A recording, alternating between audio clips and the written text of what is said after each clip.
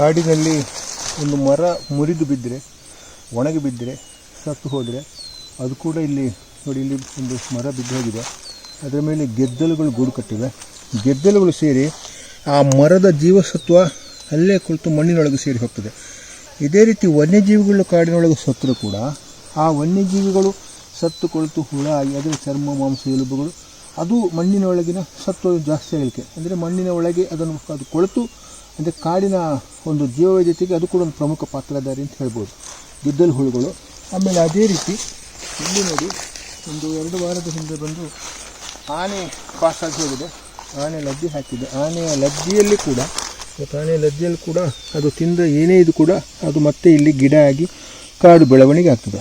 ಅದು ಇಲ್ಲಿ ಗಮನಿಸಬೇಕದ್ದು, ಆ ಕಡೆ ಕಣ್ಣಿಗೆ ಕಾಣದ ಗೆದ್ದಲು ಹುಳುಗಳು, ಈ ಕಡೆ ಬೃಹದಾಕಾರದ ಆನೆಗಳು ಎಲ್ಲವೂ ಇಲ್ಲಿ ಕಾಡಿನ ಬೆಳವಣಿಗೆ ಪಾತ್ರಧಾರಿಯಾಗುವಂಥವು. ಆದರೆ ನಾವೇನು ಮಾಡ್ತೀವಿ ಅಂದರೆ, ಈ ಕಾಡಿನ ಅಗಾಧ, ಅಂದರೆ ಈ ಕಾಡಿನ ಪ್ರಯೋಜನ, ಕಾಡಿನಿಂದ ನಾವೆಷ್ಟು ಪ್ರಯೋಜನ ಪಡೆದಿದ್ದೇವೆ ಅಥವಾ ಪಶ್ಚಿಮ ಘಟ್ಟ ವಿನಾಶ ಆದರೆ ನಾವೆಷ್ಟು ತೊಂದರೆಗೊಳಗಾಗ್ತವೆ, ಇದನ್ನು ಯಾವುದೂ ಗಮನಿಸಿದೆ ಕಾಡಿನ ಮೇಲೆ ನಿರಂತರ ದಾಳಿ ಮಾಡ್ತಿದ್ದೀವಿ. ಶೋಲ ಅರಣ್ಯದಿಂದ ಹೊರಗಡೆ ಹುಲ್ಲುಗಾವಲು ಪ್ರದೇಶಕ್ಕೆ ಬಂದಿದ್ದೇವೆ. ಈ ಹುಲ್ಲುಗಾವಲು ಪ್ರದೇಶಕ್ಕೂ ಶೋಲ ಅರಣ್ಯಕ್ಕೊಂದು ಸಂಬಂಧ ಇದೆ. ಹುಲ್ಲುಗಾವಲು ಪ್ರದೇಶ ಅಂತ ಹೇಳಿದರೆ ಮಳೆ ನೀರು ಇಲ್ಲಿ ಇಂಗಿತವಾಗುವಂಥ ಪ್ರದೇಶ. ನೋಡಿ, ಮೇಲ್ಗಡೆ ಬೆಟ್ಟ ಇದೆ, ಕೆಳಗಡೆ ಕಂದರ ಕಣಿವೆ ಇದೆ, ಇಲ್ಲಿ ಶೋಲ ಅರಣ್ಯ ಇದೆ, ಇಲ್ಲಿ ಹುಲ್ಲುಗಾವಲಿದೆ, ಮತ್ತು ಆ ಕಡೆ ಶೋಲ ಅರಣ್ಯ. ಅಂದರೆ ಮೇಲ್ಗಡೆ ಬಿದ್ದ ಮಳೆ ನೀರು ಅಲ್ಲಿನ ಹುಲ್ಲುಗಾವಲು ಪ್ರದೇಶದಿಂದ ಈ ಕಣಿವೆ ಕಂದರಕ್ಕೆ ಬಂದು, ಅಥವಾ ಇಲ್ಲಿ ಬೀಳುವ ಮಳೆಯ ಪ್ರಮಾಣ, ಇಲ್ಲಿ ಬೀಳುವ ಮಳೆಯ ಅಂಶಾಂಶಗಳು ಇದು ಈ ಕೆಳಗಿನ ಶೋಲ ಅರಣ್ಯ. ಅಂದರೆ ಇಲ್ಲಿ ಒಳಗಿನ ವಾಟರ್ ಲೇಯರ್ಸ್ ಅಂತಿದೆ, ಜಲನಾಡಿಗಳಿವೆ, ಜಲನಾಡಿಗಳಿಂದ ಕೆಳಗಡೆ ಹೋಗುವ ಶೋಲ ಫಸ್ಟ್ ಇಂಗಿತ ಆಗ್ತದೆ. ಅಲ್ಲಿ ವರ್ಷಪೂರ್ತಿ ಸ್ಟೋರೇಜ್ ಆಗೋದು ಭಾಳ ಇಂಪಾರ್ಟೆಂಟ್. ಅಂದರೆ ಇದು ಈ ಹುಲ್ಲುಗಾವಲು ಮತ್ತು ಶೋಲ, ಇಲ್ಲಿ ಸ್ಟೋರೇಜ್ ಆದ ನೀರು, ಅಂದರೆ ಆ ಮಳೆ ಶೇಖರಣೆ ಆದ ನೀರು ಅದು ವರ್ಷಪೂರ್ತಿ ಹೊಳೆಗೆ ಸರಬರಾಜು ಆಗುವಂಥದ್ದು. ಆದ ಕಾರಣ ಇದೆರಡಕ್ಕೊಂದು ಸಂಬಂಧ ಇದೆ. ಈ ಕಣಿವೆ, ಬೆಟ್ಟ, ಕಾಡು ಮತ್ತು ವನ್ಯಜೀವಿಗಳು ಕೂಡ ಆ ಕಡೆಯಿಂದ ಈ ಕಡೆ ಅದರ ವಲಯ ವ್ಯಾಪ್ತಿಯಿಂದ ಸಂಚರಿಸುವಾಗ ಈ ಹುಲ್ಲುಗಾವಲು ಮತ್ತು ಶೋಲನ್ನು ಬಹಳ ಪ್ರಮುಖ ಪಾತ್ರ ವಹಿಸುತ್ತದೆ.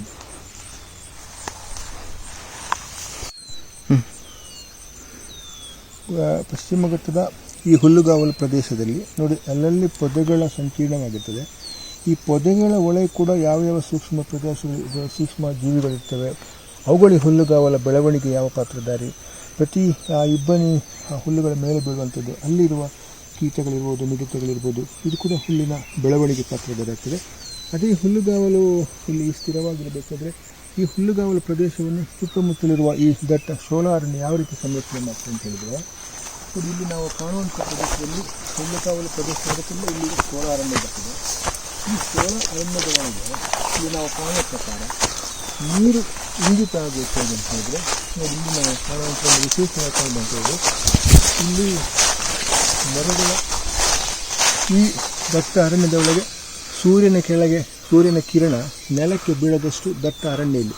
ಅಂದರೆ ಇಲ್ಲಿ ಸದಾ ಸೂರ್ಯನ ಕಿರಣ ನೆಲಕ್ಕೆ ಬೀಳದೇ ಇರೋ ಕಾರಣ ಈ ಕಡೆ ಈ ಮರಗಳ ಮೇಲಿನ ನಿರಂತರ ಬೀಳುವ ಈ ಎಲೆಗಳು, ಅಂದರೆ ಈ ಎಲೆಗಳು ಏನಕ್ಕೆ ಅಂತ ಹೇಳಿದರೆ, ಇದು ಮಣ್ಣಿನ ಮೇಲೆ ಬಿದ್ದು ಮಣ್ಣಿನ ಒಳಗೆ ಮಿಕ್ಸ್ ಆಗಿ ಮಣ್ಣು ಒಂಥರ ಸ್ಪಾಂಜ್ ಥರ ಆಗ್ತದೆ. ಈ ಸ್ಪಾಂಜ್ ಥರ ಆಗಿ ಅದು ನೀರನ್ನು ಅಬ್ಸಾರ್ಬ್ ಮಾಡುವಂಥದ್ದು.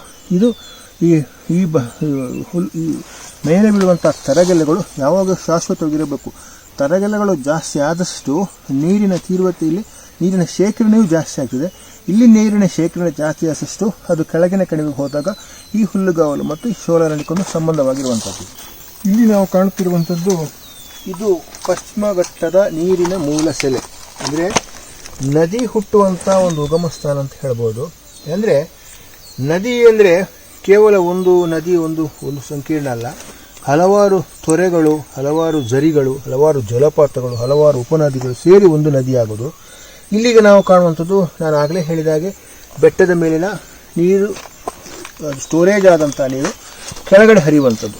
ಇದು ಇಂಥ ಸಣ್ಣ ಸಣ್ಣ ಒರತೆಗಳು ಸೇರಿ ಒಂದು ಜಲಪಾತ ಆಗ್ತದೆ. ಒಂದು ಜಲಪಾತ ಒಂದು ಕಡೆ ಸೇರಿಕೊಂಡು ಅದು ಜಲನಾಡಿಗಳಾಗಿ ಒಳಗೆ ಸೇರುವ ಈ ಜಲನಾಡಿಗಳು, ಜಲಪಾತಗಳು, ನೀರಿನ ಒರತೆಗಳು, ಝರಿಗಳು ಸೇರಿ ಒಂದು ಉಪನದಿ ಸೃಷ್ಟಿಯಾಗ್ತದೆ. ಒಂದು ಉಪನದಿ ಮತ್ತು ಪ್ರಧಾನ ನದಿಗೆ ಹೋಗಿ ಸೇರುವಂಥದ್ದು.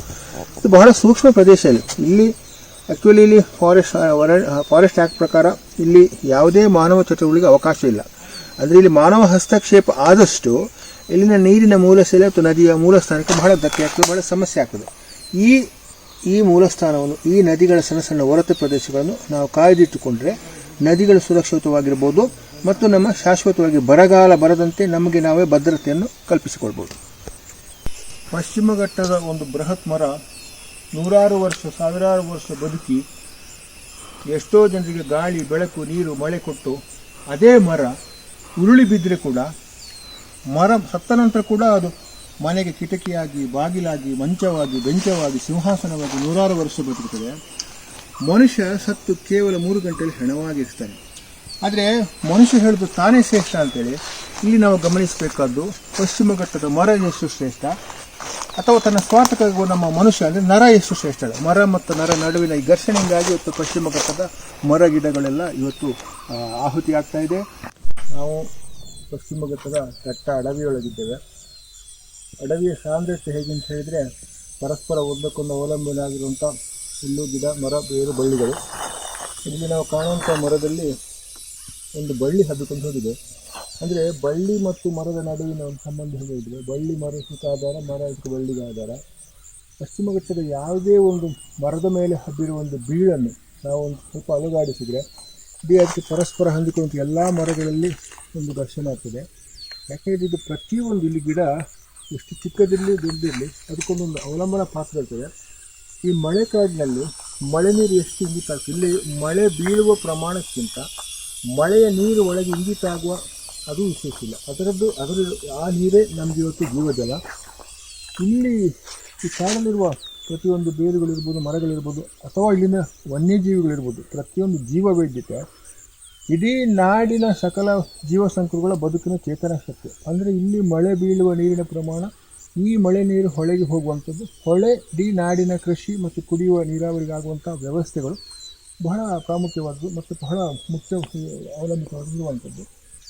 ಇಲ್ಲಿ ಈಗೇನಾಯ್ತು ಅಂತ ಹೇಳಿದರೆ, ನಾವು ಪ್ರತಿಯೊಂದು ವಿಂಗಡಣೆ ಇದೆ. ಆನೆ ಪ್ರಾಂತ್ಯ, ಹುಲಿಗಳ ಕಾರಿಡಾರು, ಎಲಿಫೆಂಟ್ ಕಾರಿಡಾರ್ಗಳು. ಆದರೆ ಇವತ್ತು ನಾವು ಕಾರಿಡಾರ್ಗಳು ನಾಶ ಮಾಡ್ತಿದ್ದೇವೆ.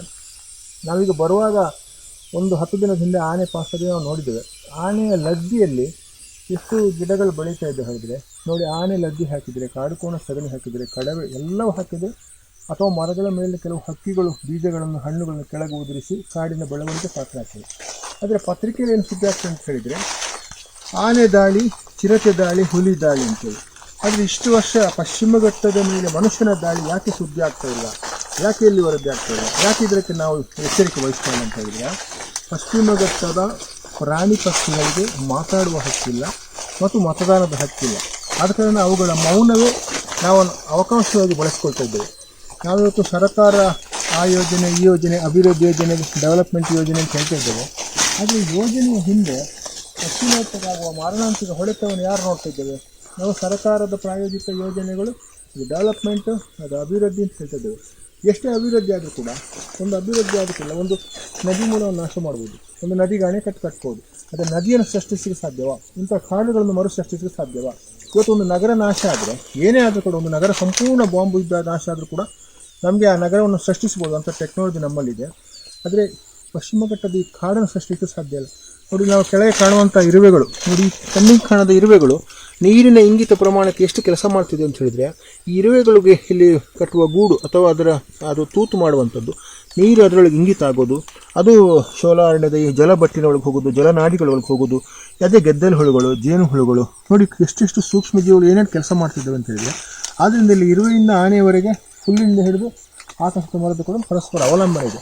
ಒಂದಕ್ಕೊಂದು ಇಲ್ಲಿ ಒಂದಕ್ಕೆ ಸಮಸ್ಯೆ ಇದೆ, ಇನ್ನೊಂದಕ್ಕೆ ಇಲ್ಲಿ ಸಮಸ್ಯೆ ಆಗುತ್ತೆ. ಅಂದರೆ ಒಂದಕ್ಕೊಂದು ಆಹಾರ ಅಥವಾ ಒಂದಕ್ಕೊಂದು ಹಾರ. ಅಂದರೆ ನಾವು ಇವತ್ತು ಮತ್ತೆ ಒಂದಕ್ಕೊಂದು ಆಹಾರ ಅಲ್ಲ, ನಮ್ಮ ಇದಕ್ಕೋಸ್ಕರ ನಾವು ಅಭಿವೃದ್ಧಿಗೋಸ್ಕರ ಕಾಡನ್ನು ನಾಶ ಮಾಡ್ತಿದ್ದೇವೆ.